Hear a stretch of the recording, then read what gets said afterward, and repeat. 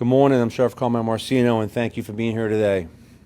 As your sheriff, I made the promise to protect those that cannot protect themselves.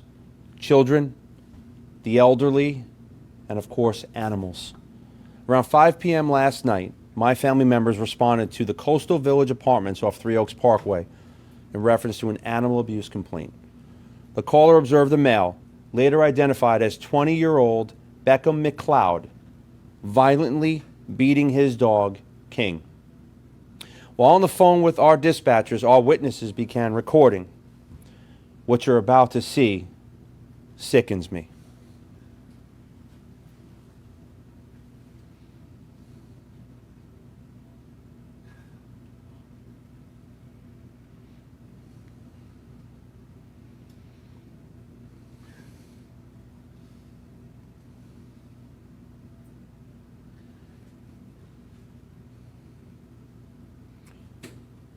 I'll be polite when I say this pile of trash drags King, stomps on his neck, and kicks him directly in the face.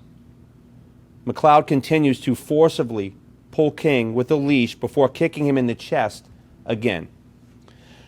While the recording may have stopped, what I fear is what King went through before and after. Some say a pitch is worth 1,000 words. I can describe this one as disgusting. Immediately, our deputies and detectives from the 4th Precinct flooded the area and quickly located McLeod at his residence within minutes. Folks, that's an amazing response. I couldn't be more proud of the people standing with me. We were all hands on deck with boots on the ground. When we first made contact with McLeod, he simply said, "What? I can't reprimand my dog?" What you see there is not reprimanding. It's cruel. It is abuse. I couldn't be more proud again of my family members who immediately took action. Detectives from the Animal Cruelty Task Force responded and began their investigation. King, a blue-nosed pit bull, was removed from the house by Domestic Animal Services and taken to get medical care. King was evaluated by a veterinarian at Domestic Animal Services, and he had bruising and swelling around his neck where he was kicked. This video shows that he suffered unnecessary pain and fear at the hands of his owner, but he will make a full recovery. McLeod surrendered King, who will remain in the care of Lee County Animal Services until he gets a loving home. As for McLeod, my message is always clear. I have a red jumpsuit, orange slides, and I have a cell waiting for him at the Marcino Motel. He was charged with aggravated animal cruelty. Once he's convicted by our amazing state attorney, Amira Fox, his name will be placed on an animal abuse registry. I will do everything in my power to make absolute certain he will not own another animal. See it, say it, make the call. It works. The caller here is a hero. They made the call. They got King out of an abusive home. And I want to spread this message again. If you abuse an animal in Lee County, you will go to jail every single time. On a much better note, today happens to be National Hug a Dog Day. For all you that are watching and that love animals like I do, give your dogs a hug and hope and pray that King will have the same exact hug this day next year. I've made it clear since day one. I will protect those that don't have a voice, that cannot protect themselves.